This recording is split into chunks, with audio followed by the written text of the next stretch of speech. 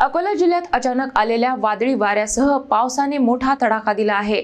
शहरासह 3 तालुक्यांमध्ये पिकाचे मोठे नुकसान झाले असून शेतकरी संकटात सापडले आहेत। अकोला जिल्ह्यात अवकाळी पावसाने आणि जोरदार वाऱ्याने शेतकऱ्यांचे मोठे नुकसान केले आहे। अकोला शहरासह बाळापूर आणि इतर तालुक्यांमध्ये वादळी वाऱ्यांसह पावसाचा फटका बसला। जोरदार वाऱ्यामुळे अनेक ठिकाणी पपईच्या बागा अक्षरशः जमीनदोस्त झाल्या आहेत। सुकळी नंदापूर येथील शेतकरी विठ्ठल महल्ले यांच्या शेतातील पपई पिकाचे मोठे नुकसान झाले आहे। तसेच बाळापूर तालुक्यातील काढणीला आलेला कांदा आणि शेतात साठवून ठेवलेला कांदा पावसाच्या पाण्यात भिजल्याने मोठा फटका बसला आहे। अकोल्यात गहू, केळी आणि कांदा पिकेही पावसामुळे आडवी पडल्याचे चित्र दिसून येत आहे। आंबा आणि केळी उत्पादक शेतकऱ्यांनाही या अवकाळी पावसाचा सर्वाधिक फटका बसला आहे। आधीच संकटात असलेल्या शेतकऱ्यांसमोर आता नवे आव्हान उभे ठाकले आहे। दरम्यान शेतकऱ्यांकडून प्रशासनाने तातडीने पंचनामे करून आर्थिक मदत द्यावी अशी मागणी केली जात आहे।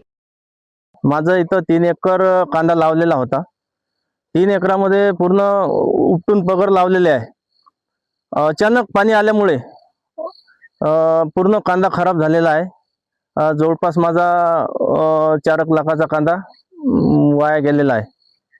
तर सरकारला आमची एकच विनंती आहे की आम्हाला मदत मिळण्यात यावी, हीच आमची शेतकऱ्याला एक विनंती आहे।